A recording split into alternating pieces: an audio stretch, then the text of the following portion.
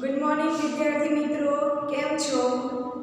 आज आप धोरण 7 विषय गुजराती में आज આપણે કાવ્ય 15 ગ્રામ માતા વિશે ભણીશું, જેના કવિ છે કલાપી. અહીંયા કલાપીનો જન્મ 1874 અને મૃત્યુ 1900 માં થયો છે.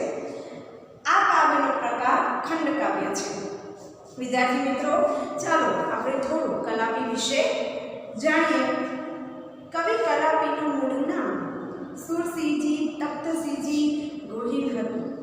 તેમનો જન્મ અમરેલી જિલ્લાના લાઠી ગામમાં રાજવી પરિવારમાં થયો હતો. લાઠી રાજ્યના આ રાજવી અત્યંત રુજુ અને સંવેદનશીલ વ્યક્તિ હતા. તેમનું મુખ્ય સર્જન કવિતા ક્ષેત્રે રહ્યું છે. કલાપીનો કેકારાવ તેમનો જાણીતો કાવ્ય સંગ્રહ છે. પાઠ્યપુસ્તકોમાં તેમની કવિતાઓ વખતો વખત સ્થાન પામતી રહી છે. કાશ્મીરનો પ્રવાસ એ એમનું જાણીતું પુસ્તક છે. એ ઉપરાંત તેમણે પત્રો, નિબંધ, ડાયરી અને અનુવાદ વિષયક પુસ્તકો પણ આપ્યા છે. ગ્રામ માતા કલાપીનું સૌને સ્પર્શી ગયું આપણી ભાષાનું નોંધપાત્ર ખંડકાવ્ય છે. સરળ ભાષામાં લખાયેલા આ કાવ્યમાં રાજાનું હૃદય બદલાતા, સંકુચિત થતા ધારાનો રસકસ પણ કેવું બદલાઈ જતો હોય છે, તેનું મનોરમ સ્પર્શી તથા હૃદયસ્પર્શી વર્ણન અહીંયા થયેલું છે. વિવિધ છંદો પર કલાપીનો કેવો પ્રશસ્ય કાવ્ય હતો તે પણ આ કાવ્ય વાંચતા આપણને સમજાય છે. વિદ્યાર્થી મિત્રો, કાવ્ય 15માં ગ્રામ માતા, પહેલાં તો આપણે જોઈએ કે ગ્રામ માતાનો અર્થ શું થાય. તો ગ્રામ માતાનો અર્થ થાય છે ગામડાની સ્ત્રી. એટલે અહીંયા કવિ કલાપીએ છંદો દ્વારા, વિવિધ છંદો દ્વારા આપણને આ કાવ્ય સમજાયું છે. જે વાંચતા આપણને સમજાય છે કે કવિ કલાપીએ છંદો પર એનું કેવું પ્રશસ્ય કાવ્ય હતું. એ આપણને આ કાવ્ય જેમ જેમ જોઈશું એમ આપણને ખ્યાલ આવશે કે એમનું કેટલું સરસ એવું આ છંદો ઉપર વર્ચસ્વ હતું. વિદ્યાર્થી મિત્રો, આ કાવ્યમાં આપણને રાજાની વાત કરી છે કે જો રાજા લોભી હોય તો એ રાજ્યની ધરતી રસરસ વિનાની થઈ જાય છે અને ત્યાંની પ્રજા પણ દુઃખી રહે છે. માટે રાજા એ પ્રજા પ્રેમી હોવો જોઈએ. જો રાજાના મનમાં લોભ કે ઈર્ષા જાગે કે દયાહીન થાય તો ત્યાંની ધરતી પણ રસરસ વિનાની એટલે કે રસ વિનાની થઈ જાય છે. એવું જ આ કાવ્ય દ્વારા આપણને સમજાયું છે. તો આપણે આ કાવ્ય દ્વારા જોઈશું. ચલો વિદ્યાર્થી મિત્રો, પહેલો છંદ છે શાર્દુલ વિક્રીડિત. ઉગે છે સુરખી ભરી રવિ મૃદુ હેમંતનો પૂર્વમાં, ભૂરું છે નભ સ્વચ્છ સ્વચ્છ દિસતી નથી એકે વાદળી, ઠંડો હિમ ભર્યો વહે અનિલ સો ઉત્સાહને પ્રેરતો, જે ઉત્સાહ ભરી દિશે શુક્ર ઉડી ગાતા મીઠા ગીતડા. અહીંયા સાથે સાથે આપણે શબ્દાર્થ પણ જોઈશું. અહીંયા સુરખી એટલે લીલા,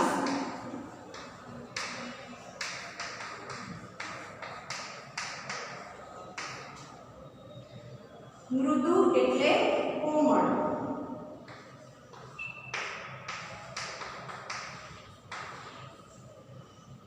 નભ એટલે આકાશ,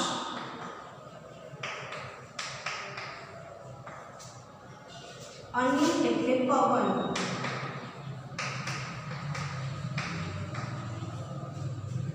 શો એટલે કેવો,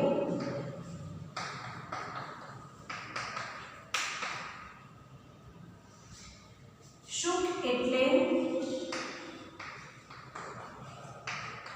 પંખીઓ. ચલો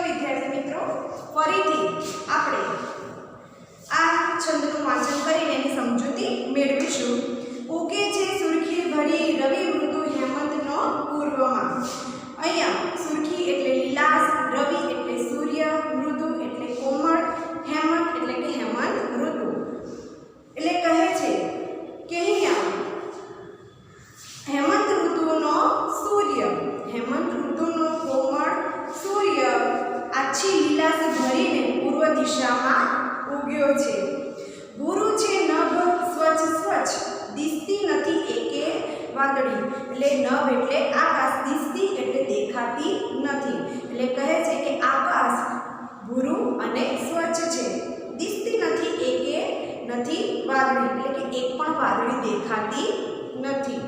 ઠંડો હિમ ભર્યો વહે અનિલ સો ઉત્સાહને પ્રેરતો.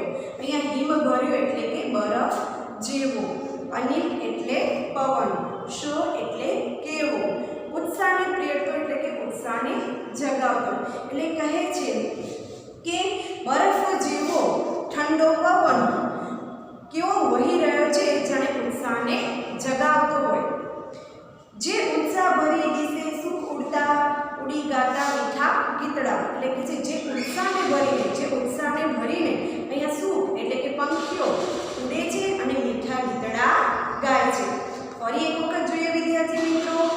ઉગે છે સુરખી ભરી રવિ ઋતુ હેમંતનો પૂર્વમાં. એટલે કહે છે કે હેમંત ઋતુનો કોમળ સૂર્ય આછી લીલાશ ભરી પૂર્વ દિશામાંથી ઉગી રહ્યો છે. ભૂરું છે નભ સ્વચ્છ એટલે કે છે કે આકાશ ભૂરું અને સ્વચ્છ છે, દિસતી નથી એકે વાદળી, એટલે કે એક પણ વાદળી દેખાતી નથી. ઠંડો હિમ ભર્યો વહે અનિલ સો ઉત્સાહને પ્રેરતો. ઠંડો હિમ ભર્યો એટલે કે બરફ જેવો, કે છે કે બરફ જેવો પવન કેવો વહી રહ્યો છે જાણે આપણા ઉત્સાહને જગાવતો હોય, પ્રેરતો હોય એટલે કે જગાવતો હોય. જે ઉત્સાહ ભરી એટલે કે જે ઉત્સાહ આપણા શરીરમાં ભરીને સુખ એટલે કે પંખીઓ ઉડી એટલે કે ઉડીને ગાતા મીઠા ગીતડા એટલે કે મીઠા ગીતો ગાઈ રહ્યા છે. આગળનો છંદ માલિની. મધુર સમયે તેવે ખેતરે શેરડીના રમત કૃષિવલોના બાલ નાના કરે છે, કમલવત ગણીને બાલના ઘાલ રાતા રવિ નીચ કરે તેની ઉપર ફેરવે છે. વિદ્યાર્થી મિત્રો આપણે શબ્દાર્થ જોઈશું એના. કૃષિવલો એટલે કે ખેડૂતો,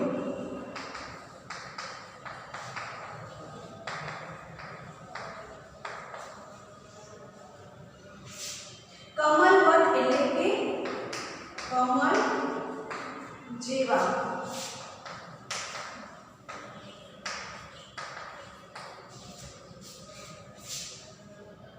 રવિ એટલે સૂર્ય સૂરજ,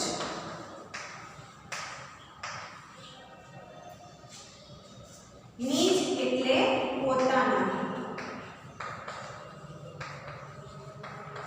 અને કર એટલે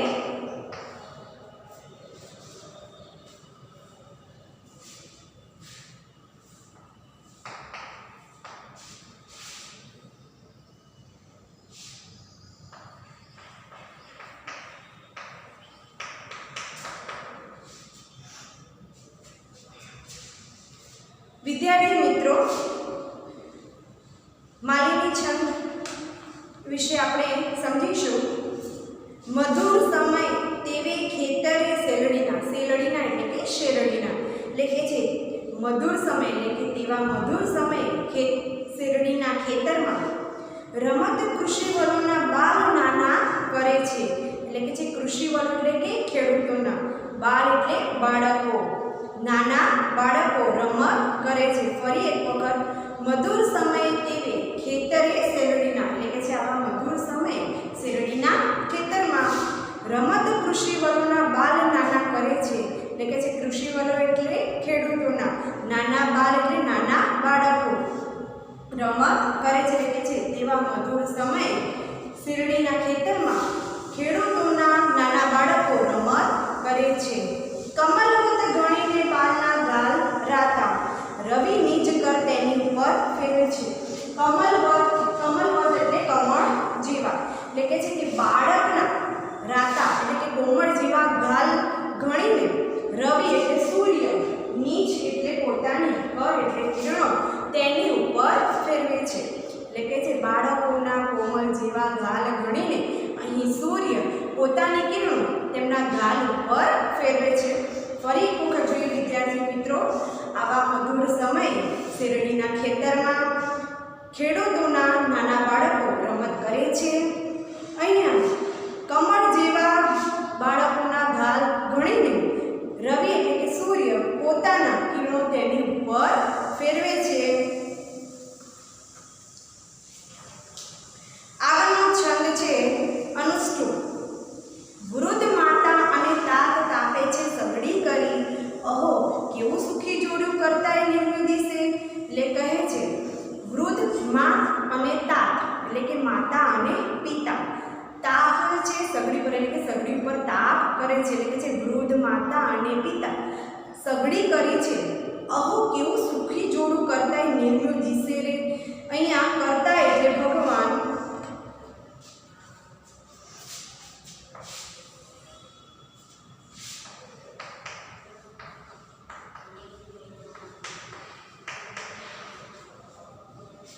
નિર્મળ એટલે કે બનાવ્યું.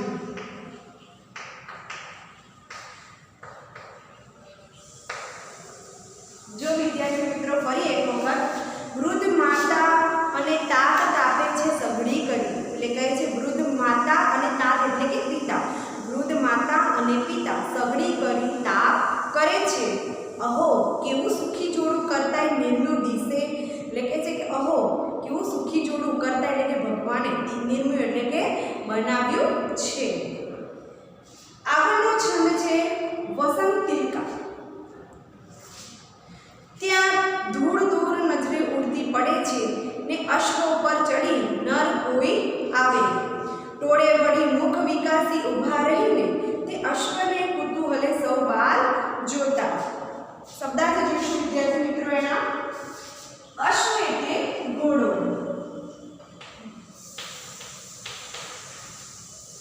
વિકાસી એટલે પહોળા કરી,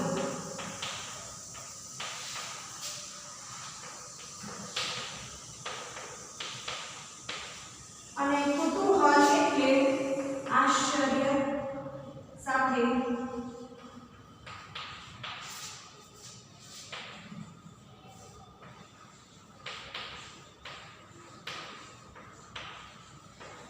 આશ્ચર્યથી. ત્યાં ધૂળ દૂર નજરે ઉડતી પડે છે એટલે ત્યાં ધૂળ ઉડતી નજરે પડે છે. નજરે પડવું એટલે કે દેખાવ. ત્યાં દૂર થોડી ધૂળ ઉડતી નજરે પડે છે ને અશ્વ ઉપર ચડીને નર કોઈ આવે રે. અશ્વ એટલે કે ઘોડો એટલે કે છે કે ઘોડા ઉપર ચડી કોઈ નર એટલે યુવાન કે માણસ કોઈ આવી રહ્યો છે. ટોળે વળી મુખ વિકાસી ઊભા રહીને એટલે કે બધા ટોળે વળીને મુખ વિકાસી એટલે કે મોં પહોળા કરીને ઊભા રહ્યા છે. તે અશ્વને કુતૂહલે સૌ બાર જોતા રહે એટલે કે છે તે અશ્વને તે ઘોડાને કુતૂહલથી એટલે કે આશ્ચર્યથી સૌ એટલે બધા બાળકો જોઈ રહ્યા છે. વિદ્યાર્થી મિત્રો ફરી એક વખત, ત્યાં દૂર થોડી ધૂળ ઉડતી નજરે પડે છે ને અશ્વ ઉપર એટલે કે ઘોડા ઉપર ચડી કોઈ નર આવતો દેખાય છે. નર એટલે યુવાન માણસ કોઈ આવતો દેખાય છે. ટોળે વળી મુખ વિકાસી ઊભા રહીને, મુખ વિકાસી એટલે મોં પહોળા કરી એટલે કે છે કે ત્યાં બધા ટોળે વળીને મુખ એટલે કે મોં પહોળા કરીને બધા ઊભા છે. તે અશ્વ કુતૂહલ એટલે કે તે ઘોડાને આશ્ચર્યથી સૌ બાળકો જોઈ રહ્યા છે. આગળનો છંદ છે મંદાક્રાંતા. ધીમે ઉઠી શિથિલ કર્મે નેત્રની પાસ રાખી વૃદ્ધા માતા નયન નબળા ફેરવીને જુએ છે ને તેનો એ પ્રિય પતિ હજુ શાંત બેસી રહીને જોતા ગાતો સગડી પરનો દેવતા ફેરવે છે. વિદ્યાર્થી મિત્રો આપણે આ છંદના શબ્દાર્થ જોઈશું. શિથિલ એટલે ઢીલા કે નબળા,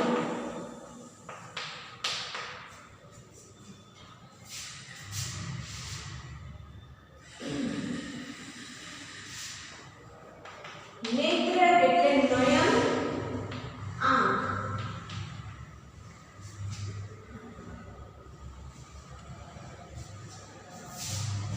ધીમે ઉઠી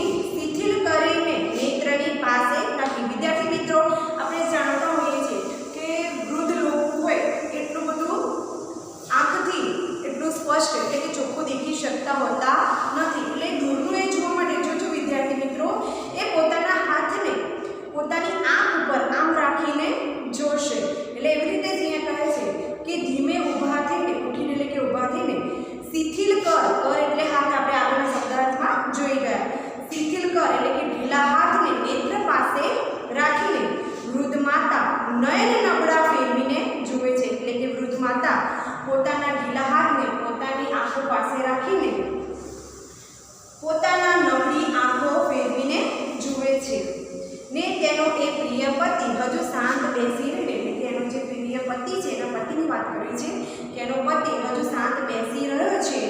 જોતા ગાતો સગડી પરના દેવતા ફેરવે છે, એટલે કે છે કે હજુ શાંતિથી બેઠો છે અને સગડી પરનો દેવતા ગીતો ગાતા ગાતા ફેરવી રહ્યો છે. ફરી એક વખત વિદ્યાર્થી મિત્રો કે વૃદ્ધ સ્ત્રી પોતાના નબળા એટલે કે ઢીલા હાથ પોતાના નેત્ર પાસે રાખીને એ વૃદ્ધ માતા પોતાના નબળી આંખો ફેરવે છે અને હજુ એનો પ્રિય પતિ શાંત બેસી રહ્યો છે અને ગીતો ગાતા ગાતા એ સગડી પરનો દેવતા ફેરવી રહ્યો છે. આગળનું છંદ છે અનુષ્ટુપ. ત્યાં તો આવી પહોંચ્યો એ અશ્વ સાથે યુવાન, ત્યાં કૃષિકે ઉઠી ત્યારે આવો બાપુ કહી ઊભો. ફરીથી અહીંયા કૃષિક એટલે ખેડૂત જ થાય.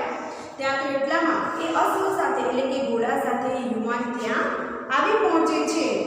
કૃષિકે ઉઠી ત્યારે આવો બાપુ કહી ઊભો, એટલે કે ખેડૂત ઊભો થાય છે અને આવો બાપુ કહીને ઊભો રહે છે. ફરી એક વખત વિદ્યાર્થી મિત્રો ત્યાં તો એ યુવાન અશ્વ સાથે ત્યાં પહોંચી જાય છે, એટલે કે ઘોડા સાથે ત્યાં પહોંચી જાય છે. કૃષિકે ઉઠી ત્યારે એટલે કે ખેડૂત ઊભો થાય છે અને આવો બાપુ કહીને ઊભો રહે છે. આગળનો છંદ છે શાર્દુલ વિક્રેડિત. લાગી છે મુજને તૃષા, જલ ભરી દે તું મને, બોલીને અશ્વેથી ઉતરી યુવાન ઊભીને ચારે દિશાએ જુએ. મીઠો છે રસભાઈ સેલડી તણો, એવું દયાથી કહી માતા ચાલી યુવાનને લઈ ગઈ જ્યાં ઊભી છે શેરડી. અહીંયા તૃષા એટલે તરસ.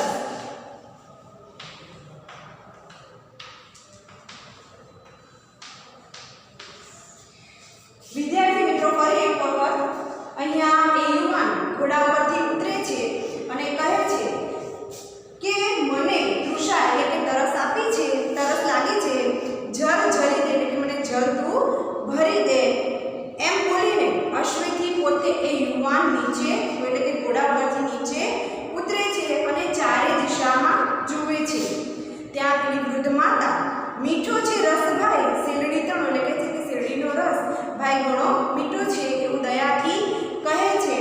માતા ચાલી યુવાનને લઈ ગઈ જ્યાં છે ઊભી શેરડી, એટલે કે માતા પછી એ યુવાનને જ્યાં શેરડીઓ ઊભી છે ત્યાં લઈ જાય છે. ફરી એક વખત એ યુવાન ત્યાં પહોંચે છે અને મને ખૂબ તરસ લાગી છે, મને થોડું જળ એટલે કે પાણી ભરી આપો ને એમ બોલે છે. એમ બોલીને ઘોડા ઉપરથી નીચે ઉતરે છે અને ચારે દિશામાં જુએ છે. ત્યાં પેલી વૃદ્ધ માતા આવીને કહે છે કે ભાઈ અહીંનો શેરડીનો રસ ખૂબ જ મીઠો છે. અને પછી માતા એ યુવાનને જ્યાં શેરડીનો પાક ઊભો છે ત્યાં આગળ લઈ જાય છે. આગળનો છંદ છે વસંત તિલકા. પ્યાલું ઉપાડી ઊભી શેરડી પાસ માતા, છુરી વડે જરીક કાતડી એ કાપી. ત્યાં શેર છૂટી રસની ભરી પાત્ર દેવા, ને કઈ વિચાર કરતો નર તે ગયો પી. અહીંયા પાત્ર એટલે વાસણ.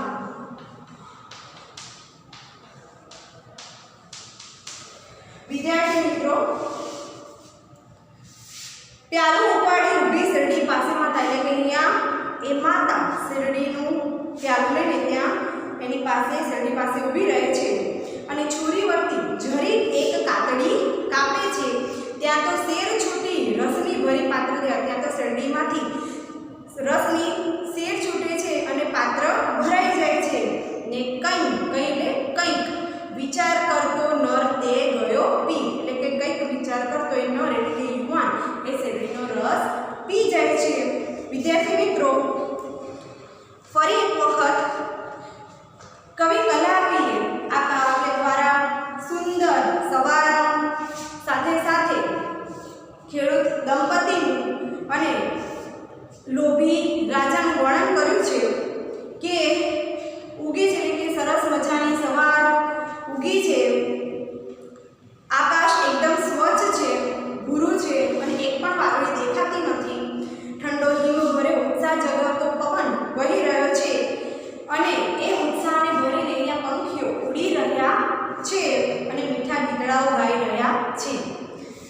એ સમયે ત્યાં ખેડૂત દંપતીના બાળકો એ શેરડીના ખેતરમાં રમત કરી રહ્યા છે અને અહીંયા સૂર્ય પણ એમના બાળકોના ગાલને કમળ જેવા ગળીને પોતાની કિરણો તેમની ગાલ ઉપર ફેરવી રહ્યા છે. અહીંયા વૃદ્ધ માતા અને પિતા સગડી ઉપર તાપ કરી રહ્યા છે અને એમને જોઈને એવું લાગે કે આહા કેવું સરસ જોડું ભગવાને બનાવ્યું છે. ત્યાં તો દૂર થોડી દૂર ધૂળ નજરે ઉડતી દેખાય છે અને કોઈ યુવાન ઘોડા પર સવાર થઈને આવતો દેખાય છે. ટોળા વળી એટલે કે બધા અહીંયા ભેગા થઈને પોતાના મોં વિકાસીને એટલે કે મોં મોડા કરીને તે અશ્વને એટલે કે ઘોડાને કુતૂહલપૂર્વક જોઈ રહ્યા છે. ત્યાં પેલી વૃદ્ધ માતા ધીમેથી ઢીલા પોતાના હાથ નેત્ર પાસે લાવીને અને પોતાના નબળા નયનો ફેરવીને જુએ છે અને તેનો પ્રિય પતિ હજુ શાંતિથી બેસી રહ્યો છે અને સગડી પરનો દેવતા ગીતો ગાતા ફેરવી રહ્યો છે. એટલામાં તો એ યુવાન ત્યાં ઘોડા સાથે પહોંચી જાય છે. ત્યાં પેલો વૃદ્ધ માતાનો પતિ એ કૃષિક એટલે કે ખેડૂત ઊભો થાય છે અને આવો બાપુ કહીને ઊભો રહે છે. પેલો અશ્વ પરથી યુવાન ઉતરીને પેલી વૃદ્ધ માતાને કહે છે કે મને ખૂબ જ તૃષા એટલે કે તરસ લાગી છે, મને થોડું જળ એટલે કે પાણી ભરી આપો ને. ત્યારે એ યુવાન ઘોડા પરથી ઉતરીને ચારે દિશાઓમાં જુએ છે અને પેલી વૃદ્ધ માતા કહે છે કે એનો શેરડીનો રસ ખૂબ જ મીઠો છે. એવું દયાથી બોલે છે કે પેલા યુવાને શેરડી પાસે લઈ જાય છે. પેલી સ્ત્રી પાલું ઉપાડીને શેરડી પાસે ઊભી હોય છે અને શેરડીમાં છુરી વડે જરીકી કાતરી કાપે છે. ત્યાં તો રસની ધાર છૂટે છે અને પ્યાલો ભરાઈ જાય છે અને રાજા કંઈક જાણે વિચારતો હોય એમ વિચારતા એ રસ પી જાય છે. વિદ્યાર્થી મિત્રો, આજે આપણે